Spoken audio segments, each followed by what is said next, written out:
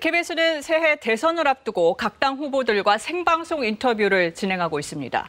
이 후보들이 제시하는 대한민국의 비전을 비롯해 고민과 대안을 묻고 또 듣는 시간입니다. 이 대한민국의 내일을 묻다. 오늘은 국민의당 안철수 후보 만납니다. 후보님 안녕하십니까? 안녕하십니까? 네, 먼저 공통 질문부터 드릴게요. 우리 미래를 위해서 꼭 바꾸고 싶다. 한 가지만 꼽아주실까요? 저는 국민 통합을 꼽고 싶습니다. 네. 사실 지금까지 국민이 분열이 돼서 위기를 극복한 나라가 없지 않습니까? 그런데 우리나라 옛적 여러 가지 사례를 보면 먼저 박정희 대통령 때 정말 함께 잘 살자 그 공약 하나로 함께 산업화가 성공을 했습니다. 그 다음에 또 김대중 대통령 때 금모으기 운동 그걸로 또 우리가 위기를 극복을 해냈습니다. 그래서 지금 우리나라가 굉장히 위기 상황이니까 이번에야말로 이 국민 통합이 정말로 중요한 시대 정신이다라고 생각합니다. 알겠습니다. 그럼 이제 묵직한 공약부터 하나씩 짚어보겠습니다. 이 안 후보께서는 이재명, 윤석열 후보에 비해서 상당히 선명하게 연금 개혁을 외면하면 안 된다 이렇게 주장을 하십니다. 청년의 미래를 빼앗고 등골을 빼먹는다고 하셨어요. 네. 사실입니다. 네. 지금 현재 국민연금 고갈 시점이 2055년입니다. 즉 지금 현재 1990년생이 평생 연금을 납부를 하더라도 65세가 되면은 국고에서 연금을 지급할 돈이 하나도 없는 겁니다. 네. 그리고 더 나아가서 2088년이 되면 그 누적 적자가 연금 누적 적자가 무려 1경 7천조 원이 됩니다. 네. 지금 이 구조를 지금 그대로 두고 있는 것이 정치권이거든요. 그러니까 이건 반드시 개혁을 해야 한다. 그런 말씀을 드리고 양쪽 거대 기득권 정당 후보들에게 입장을 밝히라고 하는데 무슨 꿀을 먹은 것처럼 말을 하지 않습니다. 네. 그럼 좀 구체적으로 이 공무원연금, 군인연금 같은 두툼한 연금이 있고요. 용돈연금이라고 불리는 국민연금이 있고요. 이거를 합치자는 얘기인가요? 기준을 같이 하자는 얘기입니다. 기준을? 즉, 네. 커먼 펜션이라고 하는데요. 그렇게 하는 이유가 이미 일본은 2015년부터 이렇게 지금 하고 있는 중입니다. 네. 그런데 그 이유가 지금 현재 그 공무원 연금이라든지 또는 군인 연금은 적자 폭이 굉장히 큰데요. 네. 이것을 다 국민 세금으로 메워주고 있습니다. 그런데 지금 당장은 모르더라도 조금만 시간이 지나면 국민들은 나는 열심히 세금 내도 연금을 받을 그럴 확률이 적은데 오히려 공무원들의 적자 폭을 내 세금으로 메워준다고 하면 그 국민과 공무원 간의 갈등이 굉장히 커질 겁니다. 네. 그래서 그거를 막고자 함이죠. 근데 여기서 우선은 기득권은 인정해주자. 즉 공무원분들이 조금 더 국민연금보다 더 많은 돈을 내십니다. 그리고 또 그 기대가 있지 않습니까? 이 정도 내면 나중에 얼마를 받을 거다. 네. 그래서 거기에 대해서는 인정을 해주는 겁니다. 그리고 어느 시점에서 같은 기준을 적용을 하는 거죠. 그리고 또 지금 현재 국민연금공단이 있고 그리고 또 공무원연금공단이 있는데 구태여 저는 조직을 합칠 필요는 없다. 뭐 여러 가지 재정 상황도 다르고 역사도 다르고 한데 기준만 이렇게 맞추면 되는 것이 아닌가 그렇게 생각합니다. 근데 당장 공무원이나 군인들은 반가워하지 않을 것 같은데 어떻게 합니까?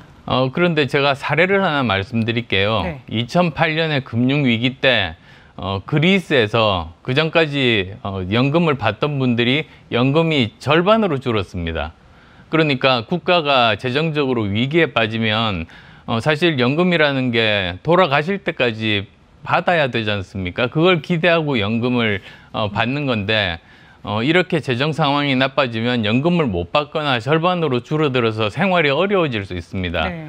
그래서 설득을 해야죠. 지금 현재로 가게 되면 공무원분들이나 또는 군인분들이 평생 연금을 받지 못할 가능성도 있으니까 평생 연금을 받기 위해서는 우리 서로 조금씩 양보하자. 그런 것들이 필요합니다. 네.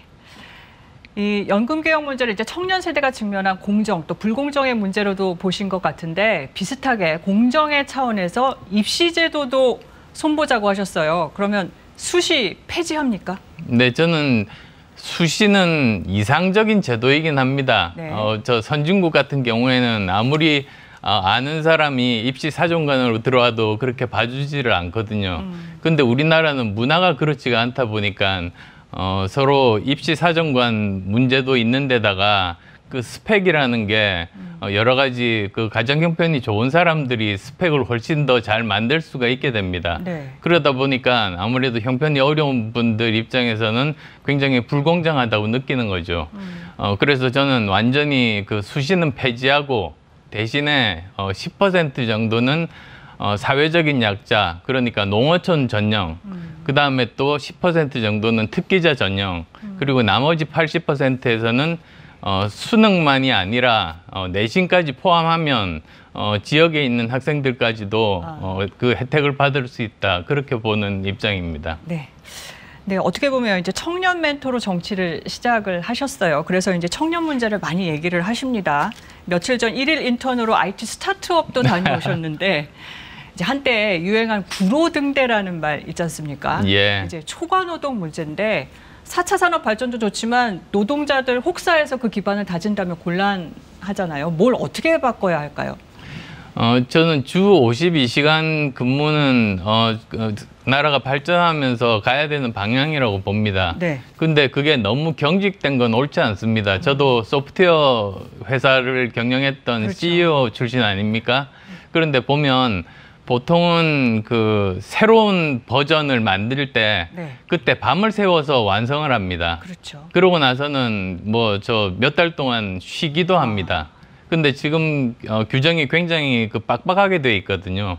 근데 그러지 말고 차라리 연 평균으로 해서 일주일에 52시간을 근무를 하게 한다면은 그러면 이제 그 완성되기 직전에는 밤을 새워서 일을 하고 나머지는 그 뭐 예를 들면 그 교수분들이 그 저 안식년 제도 같은 거 있지 않습니까? 네. 그런 것처럼 이 직원들도 안식달 또는 안식년도 가능하겠죠. 저는 그 정도로 회사에게 자율권을 주는 게 더 좋다고 봅니다. 유연하게. 네. 그리고 이재명 후보가 이 탈모약 건강보험 적용을 검토한다고 해서 화제입니다. 근데 이제 다른 대안이 가능하다 이렇게 하셨어요. 간단히 뭡니까? 그러니까 이재명 후보가 너무 그 파퓰리스트적으로 접근을 합니다. 뭐냐면 네. 지금 뭐 많은 분들이 그 탈모약이 필요하시죠. 근데 지금 또 문제는 건강보험 재정이 갈수록 악화됩니다. 네. 문재인 케어 때문에 악화돼서 의사들 사이에서는 문재인 케어가 문재인 케어다라고도 말을 하고 있습니다. 네. 그게 결국은 지금 갈수록 이 그 보험료 인상률이 계속 올라가고 있거든요. 네. 그래서 이런 상황에서 그냥 또 다시 새롭게 이렇게 그 탈모약에 대해서 다시 또 재정을 소비하는 것보다 오히려 더 정확한 방법은 지금 이게 복제약입니다. 네. 특허가 20년이 지나면 복제약을 만들 수 있거든요. 네. 근데 그러면 연구개발비가 필요 없기 때문에 굉장히 싸집니다. 근데 문제는 우리나라에서 지금 현재 오리지널 약은 한 1,800원에서 2,000원 하고 복제약이 1,500원입니다. 네. 이거는 국가에서 조정 가능하거든요. 그래서 저는 이거를 600원에서 800원 정도로 낮추는 게 오히려 더 현실적이다. 그게 또 저 공정하다 생각합니다. 네. 네, 이제 탈모 얘기 가지고 생활 밀착형이다 이렇게 볼 수도 있지만 생사가 오가는 더 급한 의료 문제부터 좀 봐야 하는 것 아니냐 이런 의견도 있습니다. 의사이시니까 이 문제 어떻게 보시는지 궁금합니다. 저도 그렇게 생각합니다. 네. 지금 현재 그 의료 쇼핑을 포함해서 여러 가지 문제가 많은데요. 원래 그 건강보험의 취지에 맞추려면 경증 그리고 또 의료비가 적게 드는 그런 쪽에 대해서는 혜택을 낮추고 네. 대신에 정말 중증 환자들 그리고 아주 많은 그런 의료비가 드는 데 대해서는 집중적으로 국가가 도와주는 그쪽으로 바뀌어야 될 겁니다. 네. 그래 그게 정상 아니겠습니까? 알겠습니다.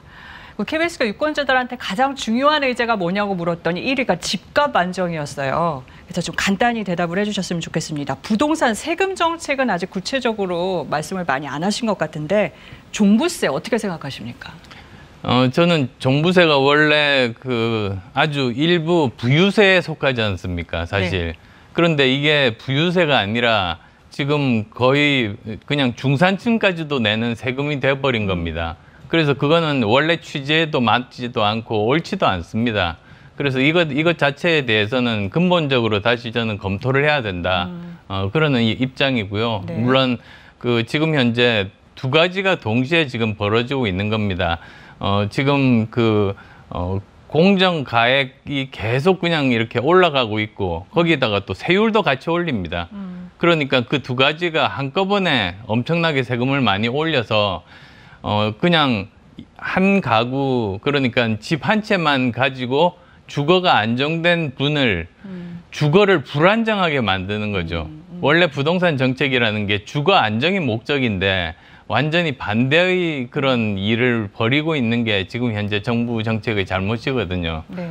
그래서 이 문제는 제대로 전체적으로 봐야 됩니다. 그러니까 이 부동산 세금이라는 게 거래세가 있고 네. 보유세가 있는데 그 보유세 중에 지금 말씀하신 세금이 포함되어 있는 것 아니겠습니까? 네, 그래서 저는 보유세는 높은 상태, 그 대신에 이 거래세는 낮은 상태로 미국이 그런 형태입니다. 그런 식으로 이제 바꿔야 된다는 입장입니다. 알겠습니다. 그럼 여기서 시청자 질문 받고 넘어가겠습니다.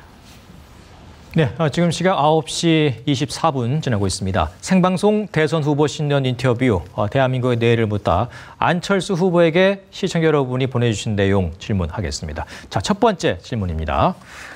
이 백신 접종 뒤 고통받거나 숨지는 경우 백신과의 인과관계 증명하기가 쉽지 않습니다. 정부가 어디까지 보상해야 한다고 생각하십니까? 아이디 HC 등의 시청자가 질문하셨습니다. 안 후보님 답변 듣겠습니다. 네. 아마 의사 출신이라 저 질문을 하신 것 같은데요. 네.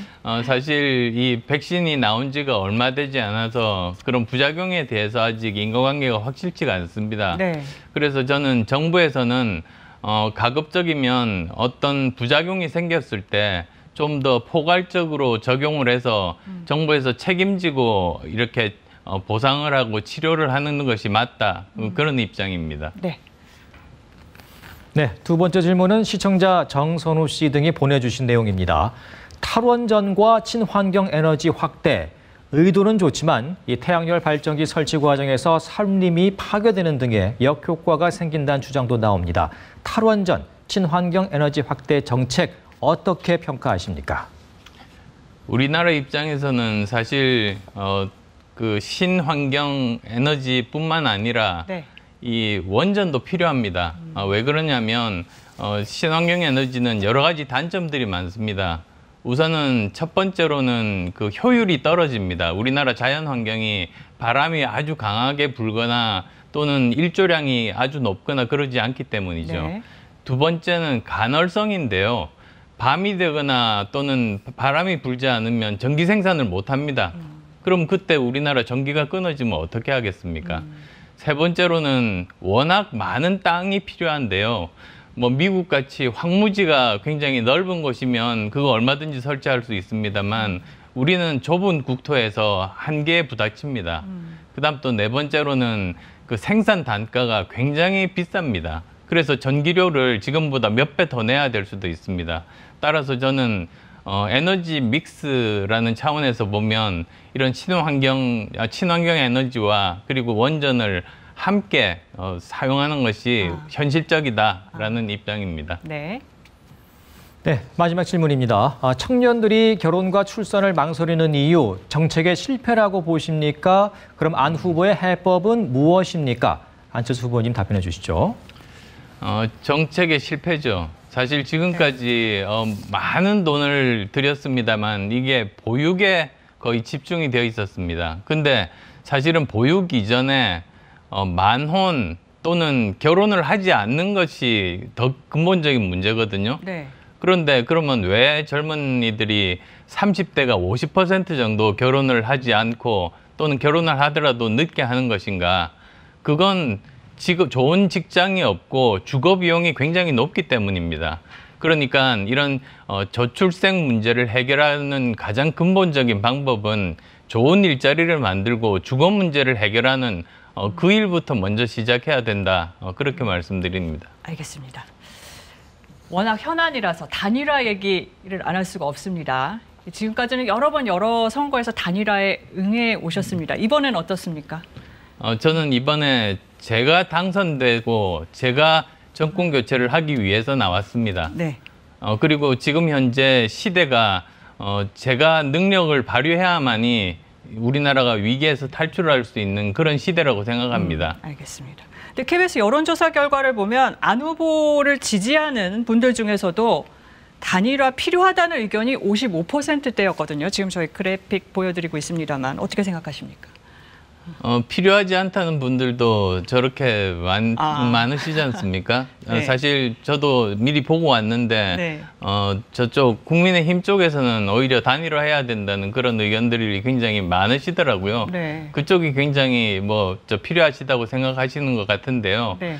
사실 이거는 모두 다 국민의 선택입니다. 사실은 국민들께 선택권을 드려서 과연 이 후보들 중에 누가 도덕적으로 문제가 없는지, 가족 문제가 없는지, 또 비전이 정확한지, 전 세계적인 흐름에 대한 글로벌 시각을 가지고 있는지, 실제로 그 문제를 해결할 수 있는 그런 전문적인 역량이 있는지, 이런 걸 가지고 종합적으로 평가하는 게 맞다. 네. 저는 그렇게 생각합니다. 그럼 이제 단일화 주제로 윤석열 후보가 만나자 하면 안 만나십니까? 정치인들끼리 만나자고 하면 만날 수는 있습니다만 네. 거기서 협의를 하느냐 안 하느냐 그건 또 다른 문제 아니겠습니까? 알겠습니다. 같이 만나서 밥만 먹고 헤어질 수도 있는 거죠. 네. 네, 안 후보께서는 그동안 단일화에서 좀 내주는 쪽이셨어요. 이렇게 질문을 드려보겠습니다. 정권 교체가 우선입니까? 아니면 본인이 국민 앞에 후보로 나서는 게 우선입니까? 저는 제가 정권 교체하는 게 우선입니다. 왜 네. 그러냐면 사실은 여러 후보들 중에서 정말 회사를 만들고 돈을 벌고 직원에게 월급 준 사람 저밖에 없습니다. 네. 다른 후보들은 국고를 세금을 쓰기만 하지 국고를 채운 경험은 없는 사람들이고요. 네. 그리고 또 지금은 과학기술만이 새로운 미래 먹거리, 미래 일자리를 만들 수 있는데 그건 저만이 할 수 있는 일이고요. 네.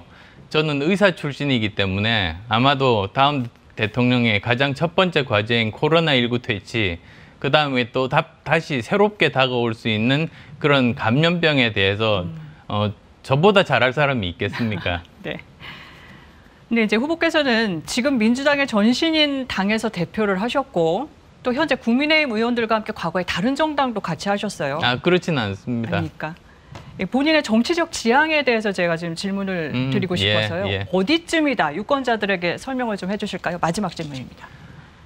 저는 지금까지 정치를 하면서 기득권 정당에 몸담지 않았습니다. 네. 오히려 저는 그 기득권과 싸우는 것이 사실은 개혁이거든요.